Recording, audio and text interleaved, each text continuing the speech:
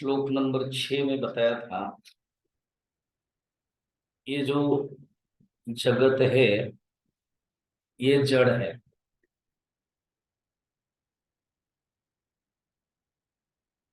और जड़ बिना चेतन से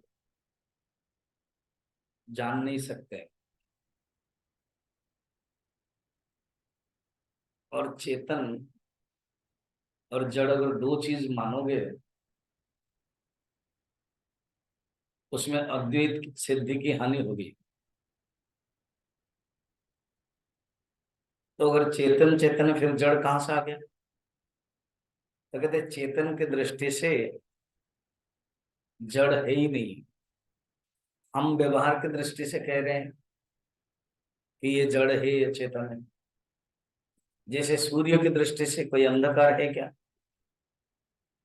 अंधकार तो सूर्य को देख करके हम पृथ्वी के अंदर रह रहे हैं, और पृथ्वी सूर्य के जो संबंध है, उस संबंध की दृष्टि से हम कहते हैं कि अभी सूर्य प्रकाश है और ये अंधकार है। सूर्य को पूछा जाएगा अंधकार है? कहानी में ऐसी बातें हुई कि एक दिन एक लड़की कंप्लेन दिया ब्रह्मा को। उस लड़की का नाम है निशा, अंधेरा। वो कहा कि एक लड़का मेरे पीछे आ रहा है, ये आपके सृष्टि में नियम विरुद्ध है, आप विधाता हो। तो बोले कौन? ना, उसका नाम सूर्य है। वो घूमता रहता है और बीच बीच में मुझे भी तकता रहता है, मेरे पीछे भी जाता है। तो सूरज को बुलाया गया। जब सूरज बुलाया गया, वो जो अंधेरा है, निशा है, वो भाग गई। और वो ढूंढ रही है कि कहीं अंधेरा हो, वहां मेरा जगह। तो ब्रह्मा जी के जो चेयर है, जहां अंधेरा था, वहां चली गई। अब सूरज ने कहा कि पितामह, आपने बुलाया? हाँ। तुम्हारा एक कंप्लेन है कि एक लड़की के पीछे तुम जा रहे हो। ना, कौन सी लड़की? हमें तो पता ही नहीं। ना उसका नाम अंधेरा, ना बुलाइए उसको। पूछा गया, अरे अंधेरा तुम चली कहाँ गई? ना, नहीं नहीं, इनके सामने तो मैं रह नहीं सकती हूँ। सूरज के प्रकाश के सामने मेरा अस्तित्व तो ही नहीं है। बस कहानी खत्म। अर्थ यह है, हम अपने दृष्टि से सूरज को प्रकाश और अंधकार देखते हैं, उनके दृष्टि से कुछ भी नहीं है। चेतन की दृष्टि से चेतन ही है, जड़ नहीं है। चेतन की दृष्टि से चेतन ही है, या तो सत्ता है या तो चेतन है, सचित। अब 7वां श्लोक में उसका प्रोसेस बताते हैं कि ये जो अनुभव होता है, वो अनुभव का प्रोसेस में कहाँ सत्य है और कहाँ मिथ्या है। ठीक है। नहीं भानादृते सत्वम नरते भानम चितो चितः चित संबंधोपि नाध्यासा ऋते तेनाहमद्वयः नहीं भानात ऋते सत्वम। कहते हैं, पदार्थ को अगर आप जानोगे नहीं, एक्सपीरियंस नहीं करोगे, उसके पदार्थ के एग्जिस्टेंस कैसे मानोगे? क्योंकि आप एक्सपीरियंस कर रहे हो तभी तो एग्जिस्टेंस है। शून्य का एक्सपीरियंस कर सकते हो क्या? खरगोश का सिंग का एक्सपीरियंस कर सकते हो क्या? रेगिस्तान के पानी का एक्सपीरियंस कर सकते हो क्या? रेगिस्तान के पानी मैंने पिया स्वामी जी, गर्मी के दिन में, और बड़ा ठंडा है, ऐसे कह सकते हो क्या?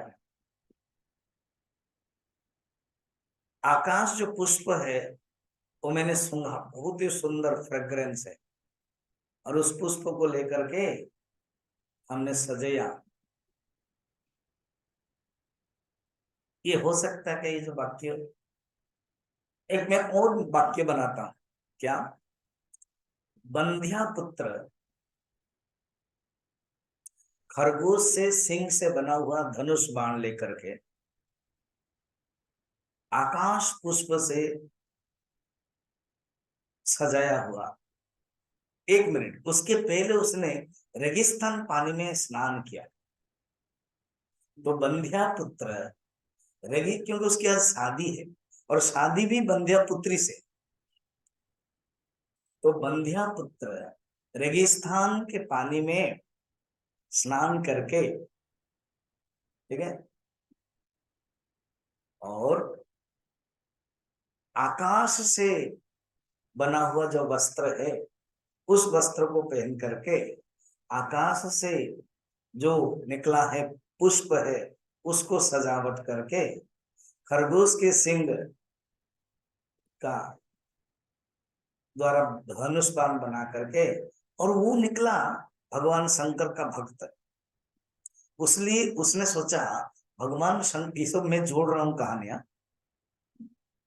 उसने सोचा भगवान शंकर जब दुल्ले हुए थे तो गले में सांप लगाया था। हाँ, उसने रस्सी में जो पड़ा हुआ सांप है उसको निकाला। ठीक है, तो वेदांत जानने से फायदा हो गया, कहानी बन रही। तो रस्सी में बना हुआ जो सांप है वो लगाया। ठीक।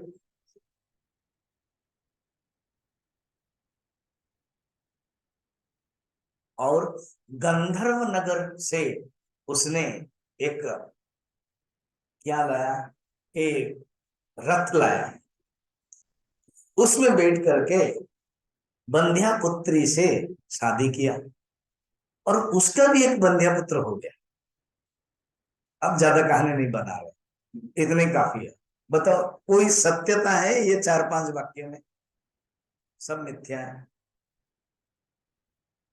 क्योंकि मिथ्या के कोई अस्तित्व नहीं है। किसी भी तरह बंध्या पुत्र का अस्तित्व नहीं है, रेगिस्तान के पानी अस्तित्व नहीं है, आकाश के जो बना हुआ से बना हुआ वस्त्र अस्तित्व नहीं है, पुष्प का जो सजावट किया अस्तित्व नहीं है, रस्सी में जो सांप है उसको लगाया गले में वो भी अस्तित्व नहीं है, गंधर्व नगर का जो रथ है वो भी अस्तित्व नहीं है, बंध्या पुत्री के साथ जब विवाह किया वो भी अस्तित्व नहीं है। अनस्तित्व से असत, कुतः सत जायते। ब्यूटीफुल। असत से सत कैसे उत्पन्न होगा बाबा? असत से होगा ही नहीं है। ये तो जगत ऐसा ही है। कहते नहीं भाना कृते सत्वम। सत्वम का एक अर्थ होता है सत्वगुण, सत्वगुण रजोगुण तमोगुण, यहाँ पर वो अर्थ नहीं है। सत्व का अर्थ ये है एग्जिस्टेंस, अर्थात वस्तु के जो रहता है, वस्तु के एग्जिस्टेंस वो है। नहीं भाना कृते सत्वम, अर्थात वस्तु का आप एक्सपीरियंस नहीं करोगे, उसका सत्व की सिद्धि नहीं कर पाओगे, सत्ता की सिद्धि नहीं कर पाओगे। अर्थात without experience there will be no existence. अनुभव होगा तभी जानेंगे कि हाँ वस्तु है। फिर क्या कहते हैं आगे के प्रोसेस देखिए। ऋते भानम चितोचित,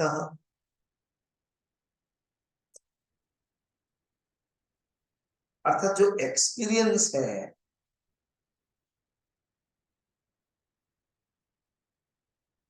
अचित माने जड़, जड़ का जो अनुभव है वो चेतन के बिना नहीं हो सकता। पहले क्या होता है, अनुभव करोगे सत्ता रहेगी वस्तु के, और जड़ के जो अनुभव है, वस्तु के जो अनुभव है वो भी चेतन के बिना नहीं हो सकता है, क्योंकि जो अनुभव शब्द है वो चेतन में ही है, जड़ में नहीं है। ठीक। अर्थात चेतन और जड़ का जो संबंध है, चेतन और जड़ का जो संबंध है वो क्या संबंध है, कैसा संबंध माना जाएगा?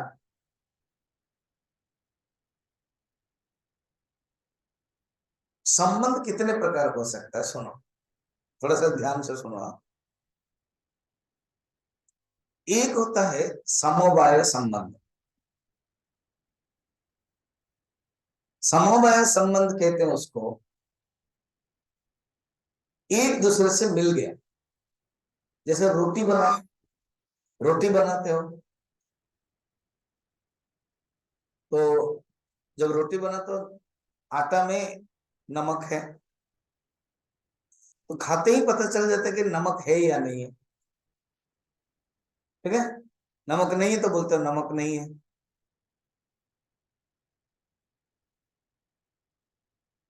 तो नमक मांगते हो, फिर रोटी के साथ नमक जोड़ते हो।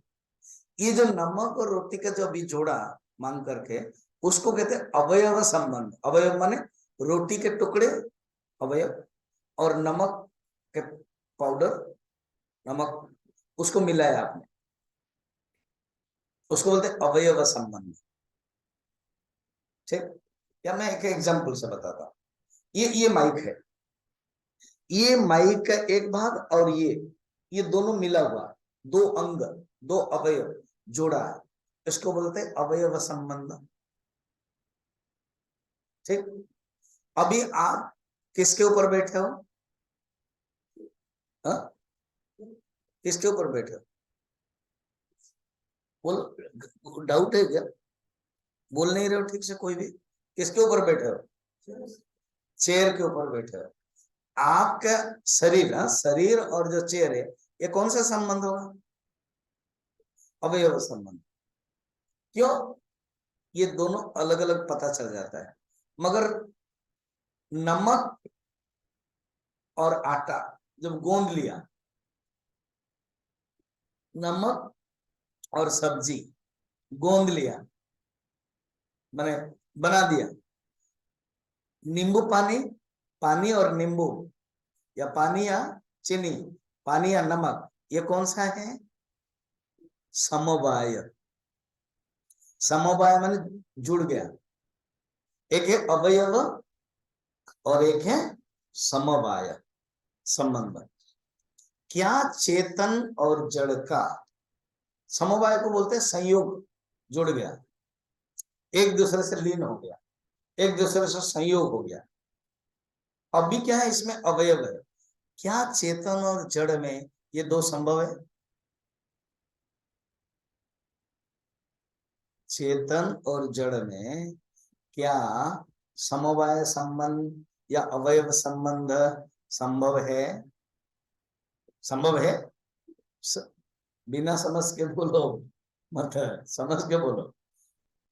संभव ही नहीं है, क्योंकि जो अभी एग्जाम्पल दिया, दो जड़ वस्तु से ही संभव हो सकता है, एक चेतन एक जड़ संबंध हो ही नहीं सकता है। अवयव वाला, ये जो शरीर है तो जड़ है ना, शरीर के साथ क्या चेतन चेयर के साथ संबंध है क्या? शरीर बैठा हुआ है चेयर में, शरीर और चेयर में संबंध है अवयव वाला। और चेतन जड़ में हम अलग अलग करते हैं कि जैसे शरीर जड़ है और चेतन घुसा हुआ है, समझने के लिए भी बोलते हैं, पर ऐसे नहीं है, क्योंकि उनके दृष्टि से कोई जड़ ही नहीं है। तो ये फिर संबंध कैसा होगा?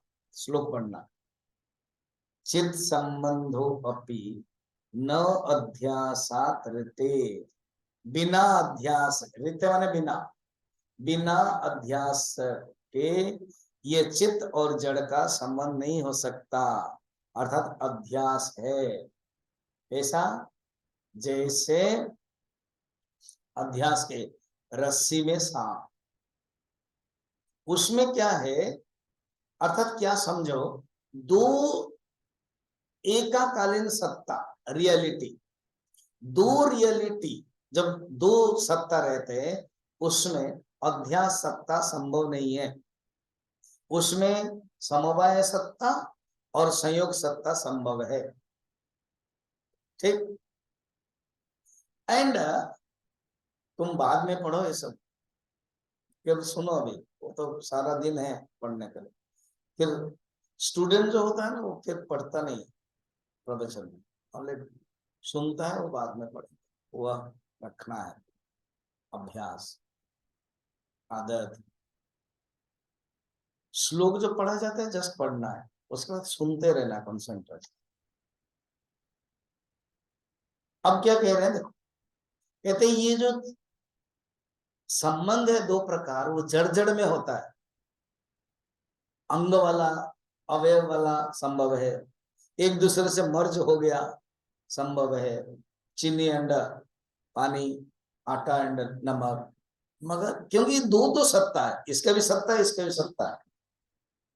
मगर जहां एक सत्ता है, एक मिथ्या है, बताओ कैसे संबंध संभव है? बोलते अध्यास संभव है, अध्यास संबंध संभव है। कैसे? न चेतन में जड़ का आरोपित हुआ और जड़ में चेतन का आरोपित हुआ, क्योंकि दो सत्ता नहीं है, एक ही सत्ता है। इसको बोलते हैं, देखना, चित संबंध भी न अध्यासात रते। अर्थात ये जो संबंध है, ये क्या होगा? केवल अध्यास। अध्यास माने अतस्मिन तद्बुद्धि ही इति अध्यास। विवेक चूड़ामणि में प्रसिद्ध श्लोक, अभी कुछ श्लोक के बाद आएगा, लगभग 150 के आसपास। तो कहते अध्यास क्या है? अध्यास है जिसमें, जैसे एग्जाम्पल सब बताया, रेगिस्तान में पानी अध्यास है, रस्सी में सांप अध्यास है, आकाश में पुष्प अध्यास है, खरगोश में सिंह अध्यास है। जो है नहीं उसको सोचना, सुपर पोजिशन। अच्छा, एक अभाव है और एक भाव है। अभाव कितने प्रकार है समझ लो, 4 प्रकार है। अभाव 4 प्रकार। एक अभाव है अन्योन्य अभाव। अन्योन्य अभाव क्या है? जैसे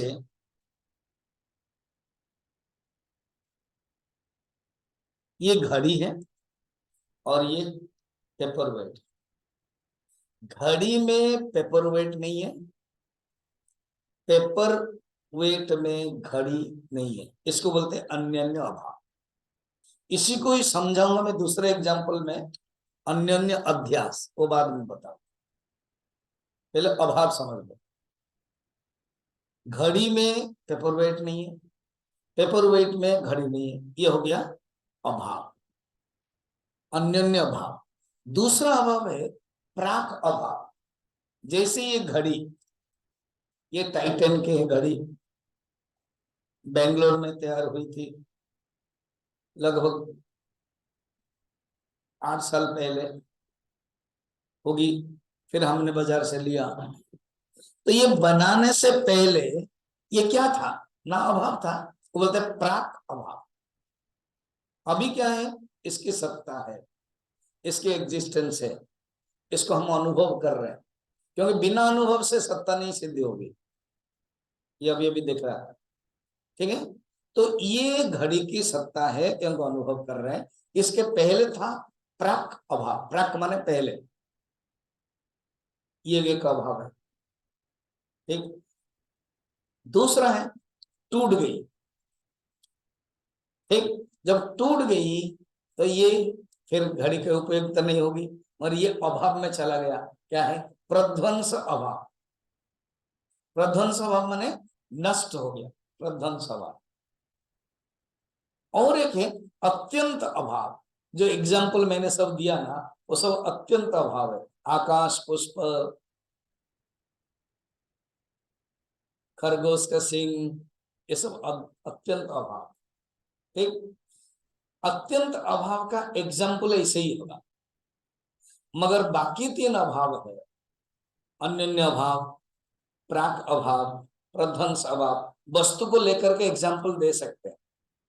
एग्जाम्पल देखा जाए तो फर्स्ट नंबर ही दे सकते हैं अन्योन्य अभाव का। प्राक अभाव वस्तु को देख करके पिछले जाना पड़ेगा कि ये अभी है, उसके पहले नहीं था। फिर प्रध्वंस स्वभाव वस्तु को देख करके आगे जाना पड़ेगा कि ये टूटने पर अभाव रह जाएगा।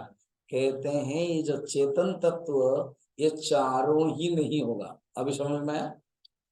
ना अत्यंत अभाव होगा, ना अन्य अभाव होगा। देखो अत्यंत अभाव है ही नहीं है, शून्य नहीं है, और सत्ता है। अन्य अभाव तब होगा जब दो चीजें हो गए, और समकालीन होना चाहिए। घड़ी भी समकालीन माने रियलिटी दोनों का होगा। Two object must be in one reality, दो सत्ता समकालीन होना चाहिए। ये भी है, ये भी है, उसको बोलते हैं अन्योन्य अभाव।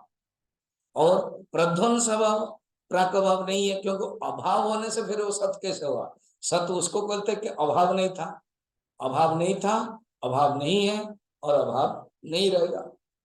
आदौ अंते च यन्नास्ति वर्तमान यत् तथा।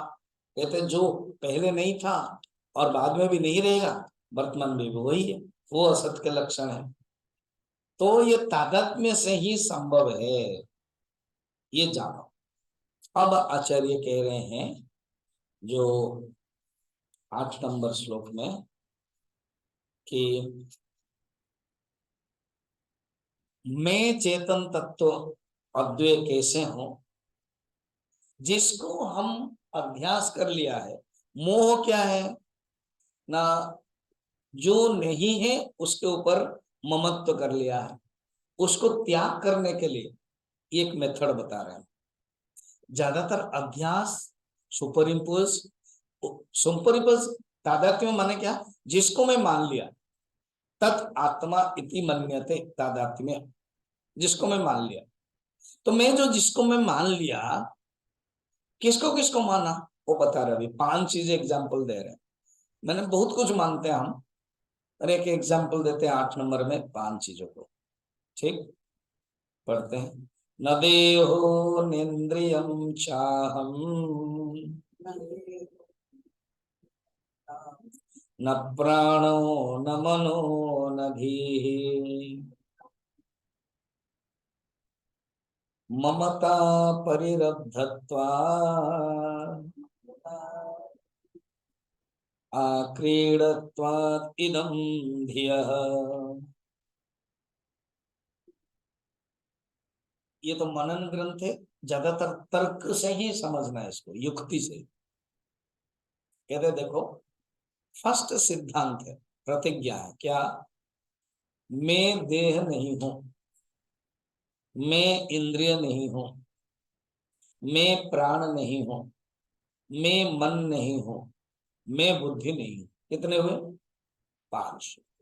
देह, इंद्रिय, प्राण, मन और बुद्धि। ठीक, ये 5 चीजें मैं नहीं।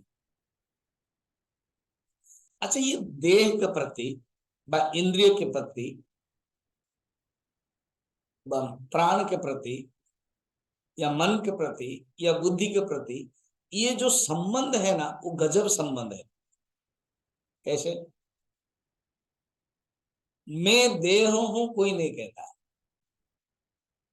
मगर मैं मनुष्य हूं कहता है। मैं देह हूं कोई नहीं कहता है, वरम तो कहता है मेरा देह। क्या हो गया ना, मेरा शरीर ठीक नहीं है। कोई नहीं कहता व्यवहार में कि मैं देह। अज्ञानी भी नहीं कहता, ज्ञानी तो बिल्कुल कहेगा ही नहीं। वो नहीं कहेगा इसलिए ज्ञान प्राप्त करना चाहता है, और ज्ञान प्राप्त हो गया है इसलिए कहेगा ही नहीं है। आप सोचो, मैं देह हूं नहीं बोलता है, मगर मैं मनुष्य हूं बोलता है। फिर मेरा देह बोलता है। 3 चीजें हैं। फर्स्ट क्या है? मैं देह हूं ये नहीं कहता, मगर जो देह के साथ मेरा संबंध लगा देता है, कहता है मेरा देह। 5 के ऊपर लगो, मेरी इंद्रिया, मेरी आंखें। क्या बोल रहे हो आप? मेरे कान सुनाई नहीं देता है ना। फिर उसके बाद प्राण, मेरा प्राण धधक रहा है, मेरा प्राण रुक रहा है। मैं प्राण हूं कोई नहीं बोलता है, मैं देह हूं नहीं बोलता है, मैं आंख हूं नहीं बोलते हैं, मैं आंख हूं, मैं कान हूं नहीं बोलते हैं, मैं मन हूं नहीं बोलते हैं, मगर मेरा मन बोलते हैं। क्या हो गया? मेरा मन ठीक नहीं है, मेरा मन चंचल है। मैं बुद्धि हूं कोई नहीं कहता है, मगर मेरी बुद्धि, पता नहीं स्वामी जी आप क्या बता रहे हो, मेरी बुद्धि समझ में नहीं आती। कुछ कुछ तो बोलते जा रहे हो पर समझ में नहीं आती, क्यों? तो मेरी बुद्धि होती नहीं है। तो मैं बुद्धि नहीं बोलता हूं और मेरी बुद्धि बोलता हूं। ठीक है।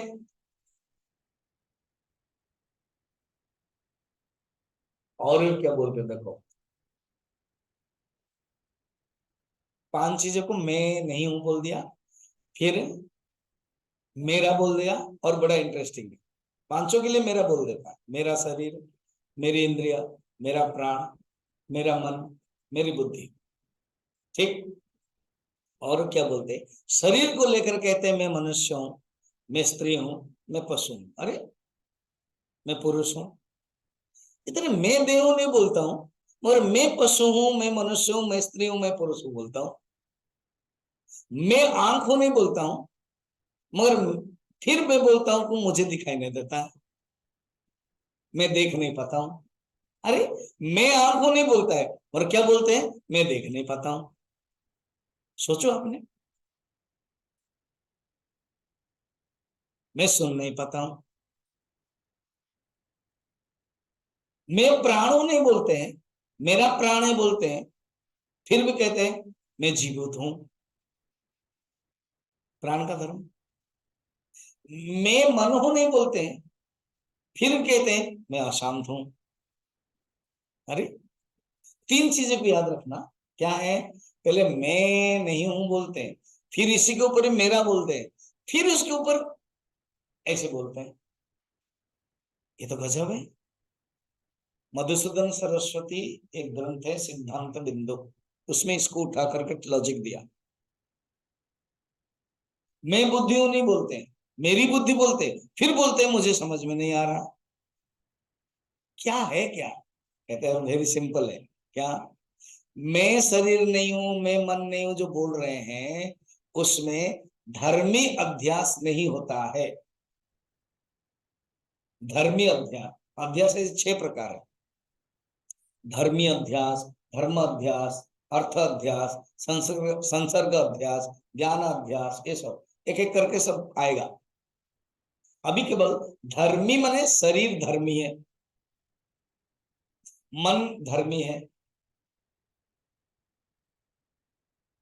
तो धर्मी अध्यास नहीं होता है, मगर धर्म अध्यास हो जाता है। क्या? शरीर का धर्म क्या है?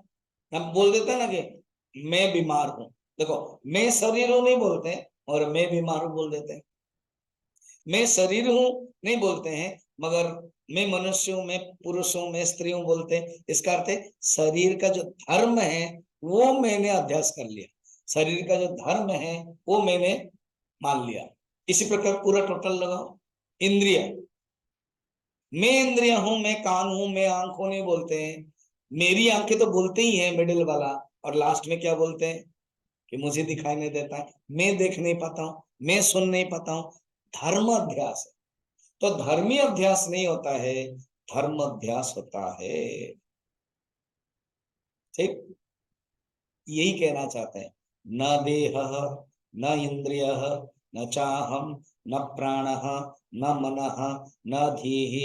इसका अर्थ है धर्म, धर्मी अध्यास नहीं होता है। फिर होता क्या है? ममता, मेरा कहते हैं, जिसको हमने मेरा कहा वो मैं नहीं हो सकता। दोनों एक साथ नहीं चलेगा। क्या आप उसको मैं भी बोलते हो, उसको मेरा भी बोलते हो? नहीं है, कोई एक तो गलती होगी। शरीर को लेकर के दोनों ही गलती है। कैसे? एक उपाधि को लेकर के दोनों दोनों ही गलतियां हैं। मैं शरीर, मैं इंद्रिय, मैं प्राण, मैं मन, मैं बुद्धि बोल नहीं सकते, क्योंकि धर्मी अध्यास नहीं है, और ये सब उपाधि है। ये मेरी है, जब ये मेरी है मैं नहीं हो सकता। मेरा कलम, बोलो, मैं नहीं हूं, मैं कलम नहीं हूं। मेरा घर, मैं घर नहीं हूं। मेरा शरीर, मैं शरीर नहीं हूं। मेरी पत्नी, मैं पत्नी नहीं हूं। मेरे पति, मैं पति नहीं हूं। देखो, यहां तक समझ में आ जाता है कि मेरी पत्नी, मैं पत्नी नहीं हूं। मेरी पति, मैं पति नहीं हूं। और मेरा शरीर समझ में आता है। फिर उसके ऊपर अभ्यास कर देते हैं। मैं मनुष्य हूं, मैं स्त्री हूं, मैं मोटा हूं, मैं पतला हूं, मैं बीमारी हूं। ये क्या मामला है, क्या गड़बड़ मामला है? धर्माध्यास करते हैं। फिर कहते हैं चेतन तत्व एक ही है। इसको आप धर्माध्यास करके बैठे हो और इसको आप व्यवहार में भी ममता कर रहे हो। ममता परिरब्धत्वा, अर्थात it is being bounded by mamta. ममता के द्वारा आवृत है, ममता के द्वारा आच्छादित है, ममता के द्वारा आवृत है। ये है आवृत, परिरब्ध में आवृत। ठीक है। और एक तीन हेतु दे रहे हैं।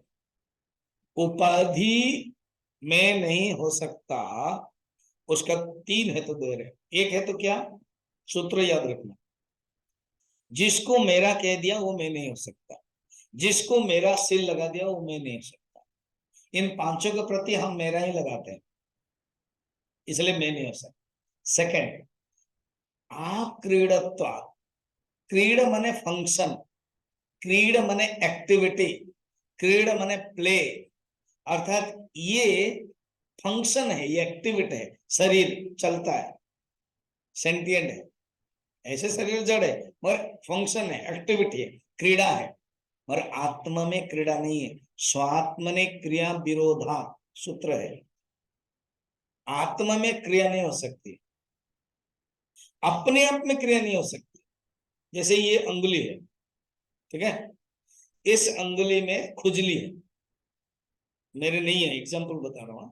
खुजली है तो इस अंगुली में खुजली को दूर करने के लिए हम इसी अंगुली को ही यूज करना चाहेंगे, चलेगा? कोशिश करो। नहीं, अब दूसरे अंगुली को करना पड़ेगा। उसी अंगुली को ही यूज करके नहीं कर सकते। अब हिलाओगे, हिलाओगे क्योंकि ये आकाश में है, हिला लिया। मगर खुजली को आप नहीं कर सकते, उसके लिए क्या करना पड़ेगा? दूसरे अंगुली जरूरत है। अर्थात स्व आत्मनि क्रिया विरोधा। अच्छा, ये जो पीठ है ना, ये पीठ में बड़ा मुश्किल होता है, कभी कभी खुजली होती है ना। जब पीठ में खुजली होती है तो आप बोलते हैं पीठ, हाँ तुझे खुजली होती है ना, तू ही ले ले, रगड़ ले तू। हो गया क्या? तो पीठ से खुजली हटाने के लिए क्या करना पड़ता है? फिर उसमें चेयर की जरूरत पड़ा। अपने आप नहीं हो सकता है। ऐसे ऐसे हिलाओगे तो फिर हिलाने का जरूरत पड़ा, फिर हाथ का जरूरत पड़ा। चलो इसी बात में कर देते, ठीक है। तो दूसरी आवश्यकता है। कहने का मतलब आत्म तत्व में क्रिया नहीं है। क्रिया एक दूसरे से संबंध को क्रिया बोलते हैं। एक दूसरे के, फिजिक्स में भी यही है ना, फ्रिक्शन बोलते हैं। एक चीज है दूसरी चीजों को फ्रिक्शन। केमिस्ट्री में भी ऐसे ही है, एक दूसरे को दूसरे मिलता है। आत्मा भी नहीं है, क्योंकि अगेन सूत्र वही है, आत्मा एक ही है बाबा। आक्रीडत्व समझ में आया? और है माने ये जो उपाधि है ये मैं नहीं हो सकता हूं, उसके हेतु दे रहे। हेतु माने क्या, कारण। सेकंड, फर्स्ट क्या, ममत्व, मम। सेकंड क्या हुआ, क्रीड़ा। क्रीड़ा माने ये खेलने के दायरे में है, फंक्शन के दायरे में है। और थर्ड है इदम धियः, इसके ऊपर हम इदम कहते हैं, दिस, ये शरीर, ये मन, ये इंद्रिय। इवन अज्ञानी से अज्ञानी बच्चा भी, वो भी जानता है ये सब। इदम, इसके ऊपर मेरा शरीर, मेरा करके इदम माने दिस। तो जिसको तुम दिस कह रहे हो आउटर, जिसको तुम ऑब्जेक्ट कह रहे हो, वो सब्जेक्ट नहीं हो सकता। जिसको तुम ऑब्जेक्ट कह रहे हो वो सब्जेक्ट नहीं हो सकता, ये है। और जो आत्मा है, ये जो शरीर है ना, ये तो पंच महाभूत से बना है। अभी विवेक चूड़ामणि में इतना डिटेल बता रहे हैं, वाह। माने इतना सुंदर ये विवेक चूड़ामणि एक कंपोजिशन ऑफ साइंस है।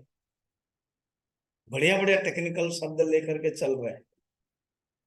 देखो रामचरितमानस में आ जाओ, बाली का वध भगवान ने कर लिया। तारा विकल होकर के आने लगी, विकल हो ही तारा आकर के भगवान के चरण में गई।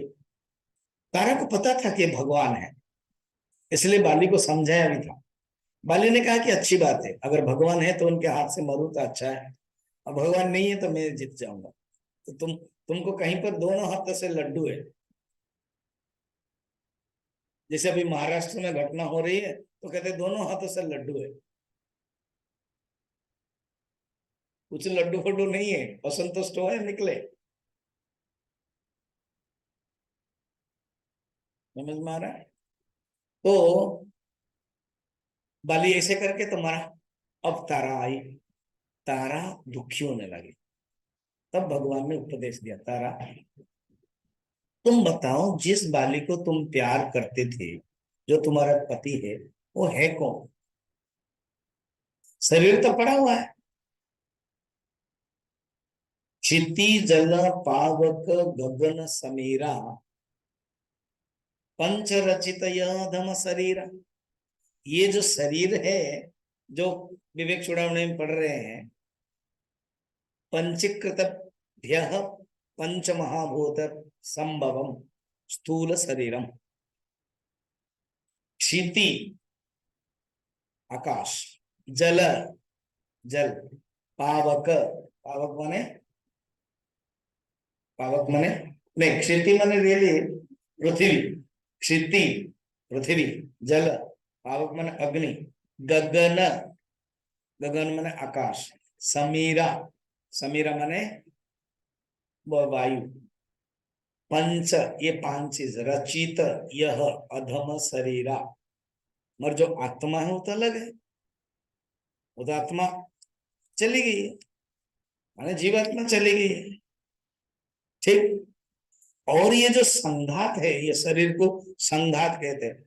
अभी विवेक चूड़ामणि में शब्द आया संघातस्य परार्थत्वात्, ये तो दूसरे के लिए है। मैंने तीन अर्थ बताया था उसमें। संघातस्य परार्थत्व, परार्थ माने परमात्मा प्राप्त करने के लिए। शरीरम इदम इदम शरीरम खलु धर्म साधनम। दूसरा है ये शरीर दूसरे के लिए ही है, अपने लिए नहीं। जैसे नदी बह रही है, पानी दूसरे के लिए, पेड़ फल दे रहा है दूसरे के लिए, ऐसे इदम परोपकारम इदम शरीरम, परार्थ का। मगर जो आत्मा है वो तो शरीर से अलग है। इसलिए तुम चिंता मत करो। बाली को तो कह दिया था, तुम चाहते तो फिर मैं तुम्हें जीवित करा दूंगा। उनका प्रभु कितना भाग्य है मेरा, जोगी जतन कराई। जोगी जतन करते हैं कि आपका नाम ले लेकर मुक्त हो जाए। मैं कितना भाग्य हूं कि आपकी गोद में ही मेरा सिर है, आपको मैं देख रहा हूं, मैं जानता हूं, जान लिया हूं कि आप भगवान हैं। ये भाग्य कहाँ मिलेगा मुझे? तो इसलिए प्रभु मैं जा रहा हूं। इस कथा से भी समझ सकते हैं। ठीक। अब आगे के में क्या बताते हैं, श्लोक देखो 9 नंबर। साक्षी सर्वान्वित प्रेया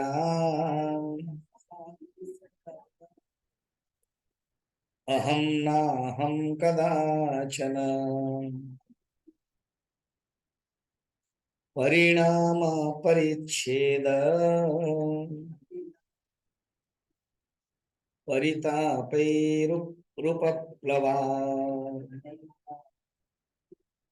साक्षी सर्वान्वित प्रेयान, मैं दृष्टा, साक्षी, सर्वव्यापक हूं और प्रिय हूं। अहमस्मि सदा भामि। हाँ, कदाचित न अहम अप्रिय। डबल डबल नेगेटिव है। न अप्रिय मीन्स प्रिय है। यहां पर उसी को ले आए। मैं साक्षी हूं, मैं सर्वव्यापक हूं, मैं प्रिय हूं। मुझे पसंद है अपने आप को। ठीक है, मैं साक्षी हूं और अहम में नहीं हूं, अहंकार में नहीं हूं। ये अहंकार ही शरीर को लेकर के करता है कि मैं शरीर हूं। ये अहंकार ही इंद्रियों को लेकर के कहता है कि मैं इंद्रिय हूं। जो चेतन है वो सुपर इम्पोज नहीं करता है।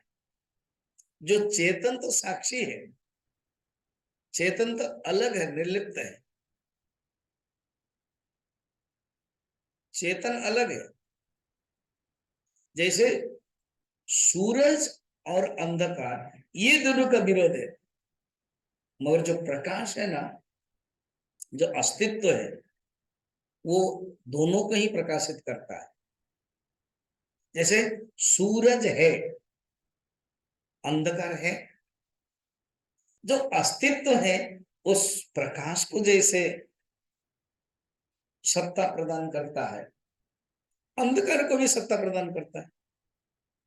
आप इसको समझ लो ठीक से। सूरज और अंधकार, प्रकाश और अंधकार ये दोनों विरोधी है, मगर सत्ता और अंधकार विरोधी है क्या?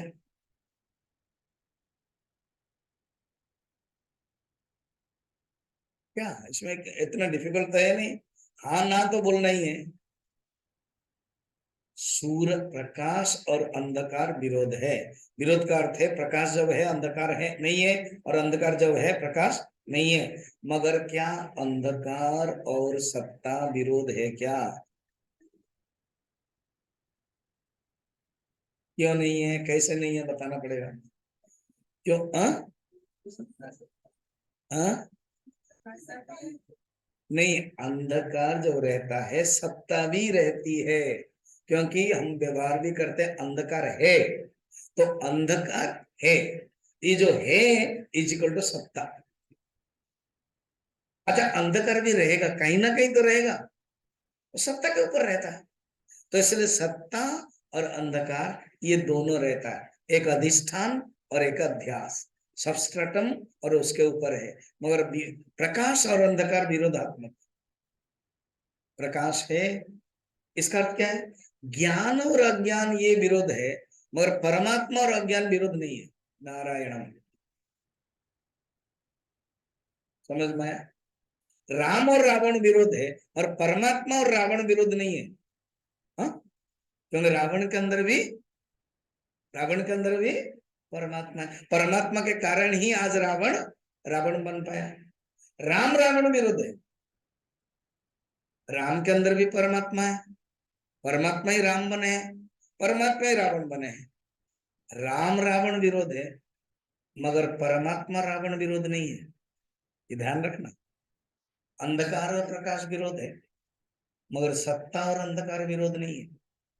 ज्ञान और अज्ञान विरोध है, मगर परमात्मा और अज्ञान विरोध नहीं है। यही समझना है। अगर परमात्मा स्थिति पर आ गए, कौन किसका क्या विरोध करेगा? कल की कहानी बताओ। अलेक्जेंडर को कहते हैं कि तुम जैसे देखोगे, मेरा शरीर अलग अलग है, मैं भी देखूंगा। कैसे? ना, तुम्हारे अंदर में जो हूं वो बन करके देखूंगा। सोचो थोड़ा सा। अभी जो मैं हूं, मेरे शरीर के अंदर रह करके देख रहा हूं।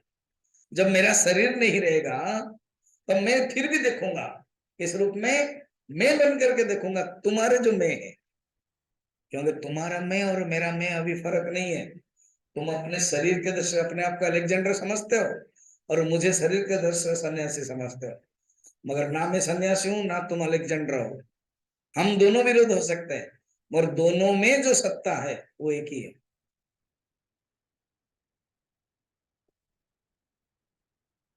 बढ़िया ना? तो यहाँ कहते हैं, सुनो, अहम में नहीं हूं, क्योंकि अहम में 3 नेगेटिव क्वालिटी है, 8 नंबर है। परिणाम, अहम में परिवर्तन होता है। अब देखो ना, एग्जाम्पल देखो, महाराष्ट्र में जो एनसीपी से आ गए, क्यों? क्योंकि 3 दिन 4 दिन 5 दिन पहले उसको लगा चोट। किसको लगा? अहम को। तो जब अहम को बचाने के लिए फिर कोई चाचा कोई काका नहीं है बाबा, ठीक है मुझे जो पसंद आता है मैं करूंगा। समझ में आ रहा है? उसके पहले अहम डूब के था, सेटिस्फाई लग रहा था अहम को। अभी क्या हुआ? बेटी को दिया गया है, दामाद को नहीं दिया गया। भतीजा है ये, दामाद नहीं, भतीजा है। भतीजा को नहीं दिया गया, तो अहंकार को चोट लगा। मैं नाम नहीं बोल रहा हूं, आपको समझना है। समझ में आ रहा है? तो सब चीज अहंकार। अभी देखो ना, सपोज कोई बहुत बड़ा कंपनी का जीएम है, क्या हुआ तुम रेजिग्नेशन किया? तो अरे क्या आपने नौकर समझ रहा है क्या? नहीं, तुम तो बड़े बोल रहे थे मालिक अच्छा है, बहुत बढ़िया है, गाड़ी दिया है, सब कुछ दिया है, बर्थडे गिफ्ट देता है, घर कभी बुलाता है, तो अभी क्या? अरे वो ज्यादा सबके सामने जलील कर दिया, बस मैंने छोड़ दिया। क्यों? अहंकार को चोट लगा। वो कहते ये अहंकार परिणाम है, चोट लगेगा, मगर आत्मा को चोट नहीं लगेगा। आत्मा हमेशा ही समान स्थिति में रहेगी। चोट किसको लगेगी? ना अहंकार को। परिणाम। और अहंकार परिच्छेद होता है, अहंकार परिसीमा में रहते हैं। अहंकार परिसीमा में रहते हैं। देखो, शरीर के साथ जब तादात्म्य कर देता है तो कह देता है कि मैं शरीर हूं। मन के साथ तादात्म्य कर देता है तो कह देता है कि मैं मन हूं। आंख के साथ तादात्म्य कर देता है तो कह देता है कि मैं सुनाई नहीं देता है। बुद्धि के साथ तादात्म्य कर दे, तादात्म्य माने सुपर इम्पोज, तादात्म्य माने उसको मानना, तो कहता मुझे समझ में नहीं आता है। अहंकार परिवर्तन होता है, और जो आत्मा है, जो सत्ता है, वो कभी परिवर्तन नहीं होता है। इसलिए मैं अहम नहीं हूं। और अहम, 4 प्रकार अहम मैंने बताए थे, याद है? एक है शुद्ध अहम, वो ही असली है। बाकी जो जीवात्मा अहम, फिर जन्मजात अहम, औपाधिक अहम, ये सब सुपर इम्पोज है। वो आना जाने वाला है, चेंज हो जाता है। अभी आप सुन रहे हो, आप बन गए श्रोता, फिर प्रवचन खत्म हो जाएगा 6:30 बजे, तो आप फिर बन जाओगे कुछ दूसरा। गाड़ी में चलाओगे तो ड्राइवर हो गए, चालक। घर में चला जाओगे तो मालिक हो गए। पति के सामने आप पत्नी हो गई, पत्नी के सामने आप पति हो गए। तो अहंकार चेंज हो जाता है, उसको बोलते हैं परिणाम। और परिच्छेद छोटा होता है। छेद माने काटना। जैसे आकाश है, इस आकाश को कहते हैं आउटर स्पेस, महाकाश। जब ये घर बन गया तो बोलते हैं ये मठाकाश। जब घर बन गया ये मठाकाश। फिर ये जब कलश में है तो इसको बोलते हैं ग्लास आकाश या कलश आकाश, घटाकाश।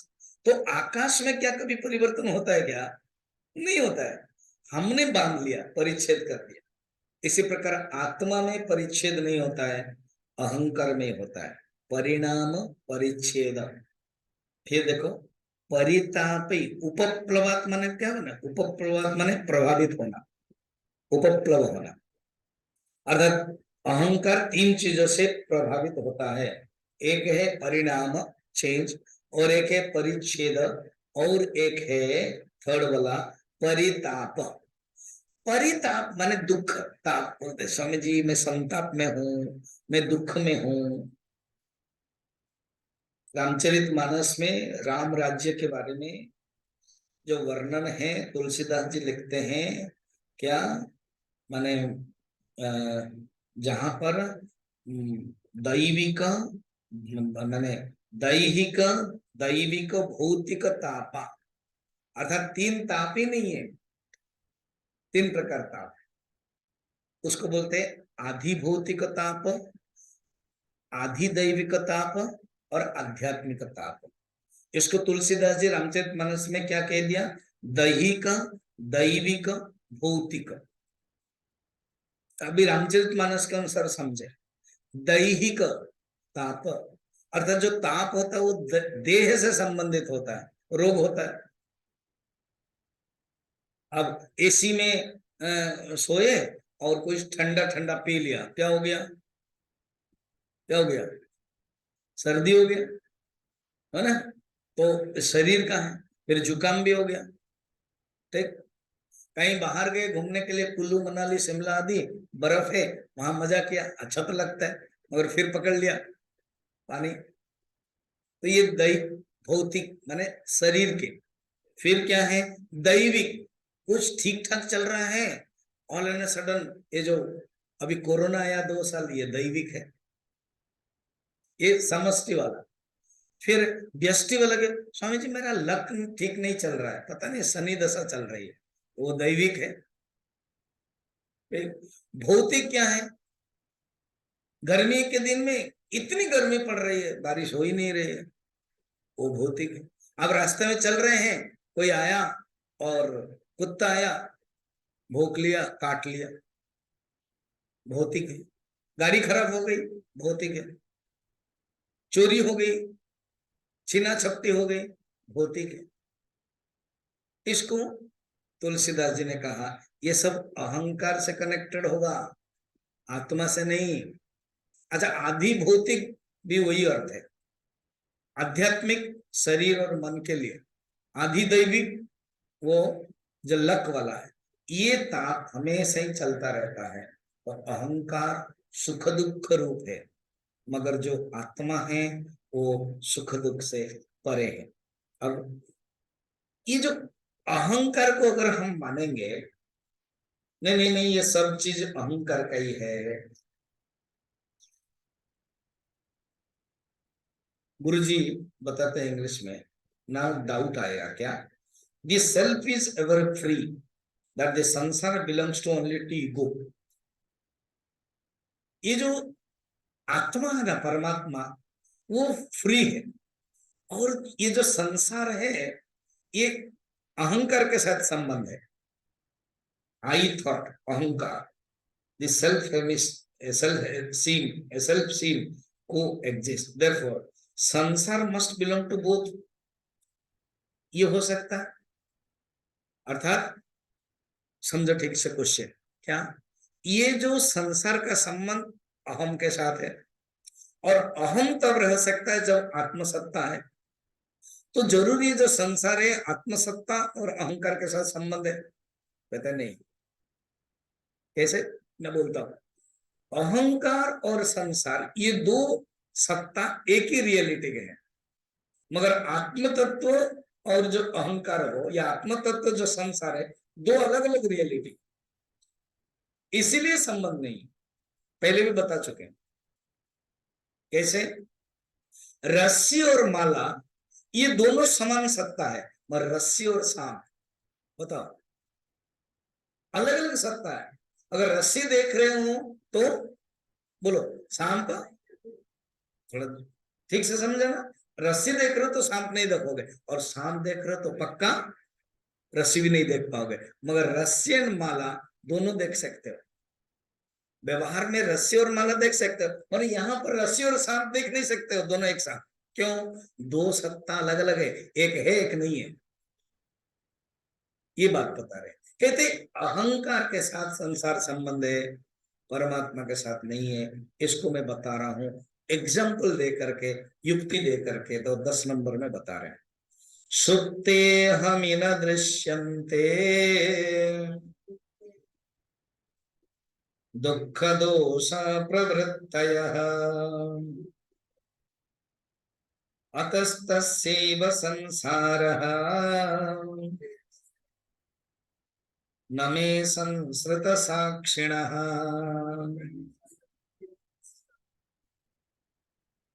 ये जो सुख दुख है, ये अहंकार को है, परमात्मा को नहीं, अहंकार को है, जीव को है। मैं मानता हूं कि मैं सुखी हूं, हो गए। मैं मानता हूं मैं दुखी हूं, हो गए। उड़िया बाबा को पूछा गया किसी ने कि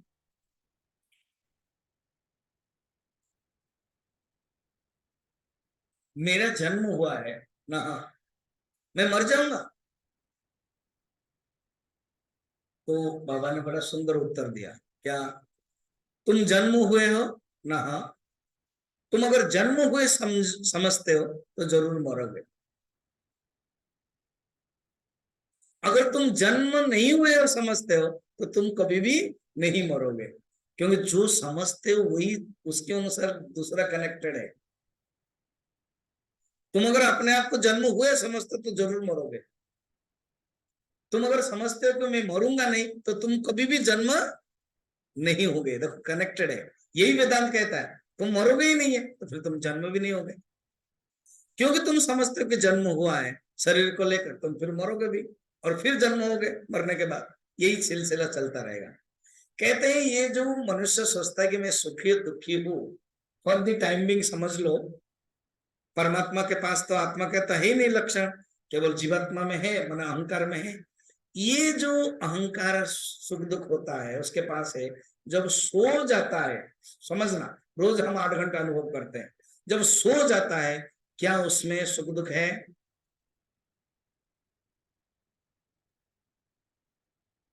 इसमें कोई है नहीं बोल सकता है। अगर है बोल रहा है तो या तो झूठ बोल रहा है या तो समझ नहीं रहा है ना? कोई नहीं कह सकता नहीं नहीं मैं सो भी जाता हूं फिर भी सुख दुख है, फिर भी दुखी हूं, नहीं। हो गया? तो यहां देखना, सुप्ते अहमी न दृश्यन्ते, मैं जब सो जाता हूं मेरा सुख दुख भी नहीं है, नंबर 1। नंबर 2, क्या मैं हूं? अहंकार है? नहीं है। और सुख दुख भी नहीं है, अहंकार नहीं है, संसार भी नहीं है। इसका अर्थ है क्योंकि अहंकार नहीं है इसलिए संसार नहीं है। श्लोक पढ़ना, सुप्ते अहमी न दृश्यन्ते दुख दुख दोष प्रवृत्तयः अतः तस्यैव संसारः न मे संसृत साक्षिणः। अहंकार है तो जगत है, अहंकार नहीं है तो जगत नहीं है। इसलिए जगत के साथ संबंध अहंकार के साथ है, न कि आत्मा के साथ। मैं तो केवल शुद्ध बुद्ध आत्मा हूं। इसका अर्थ है रस्सी में सांप जब है, सांप हिल रहा है कि सांप सोया हुआ है, सांप काटना है, ये अज्ञान के साथ संबंध है।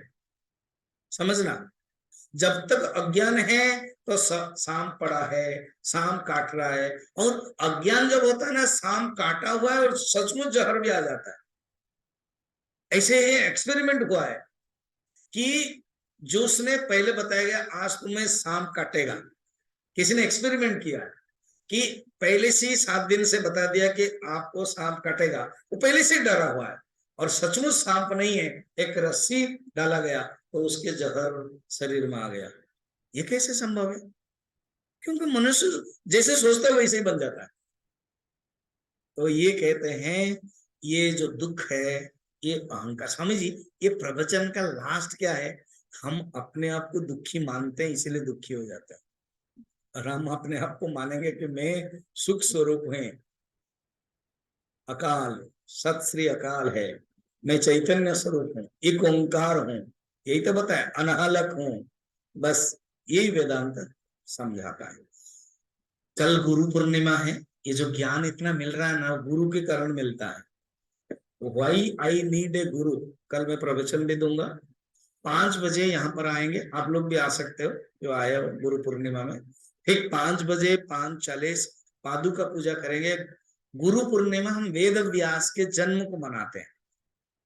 ऐसे पॉलिटिकल देश के दृष्टि से शिक्षक दिवस माना जाता है, सर्वपल्ली राधाकृष्ण का जन्म दिवस सितंबर 5।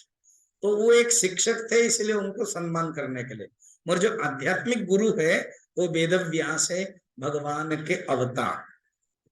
तो उनके जन्म दिवस कल, आषाढ़ पूर्णिमा। तो इसलिए इसमें आप श्रावण पूर्णिमा है ना, आषाढ़ तो जन्माष्टमी में आएगी। तो इसमें 5 से 5:40 पूजा होगी, पादुका पूजा। पीके जैन करेंगे यजमान, और आप लोग आइए, फिर भजन होगा, फिर मैं प्रवचन दूंगा 6 बजे। 5 से 5:40, 40 से 6 बजे तक भजन, 6 से 6:25 तक प्रवचन के बाद आरती करेंगे, फिर प्रसाद। ओम पूर्णमदः पूर्णमिदं पूर्ण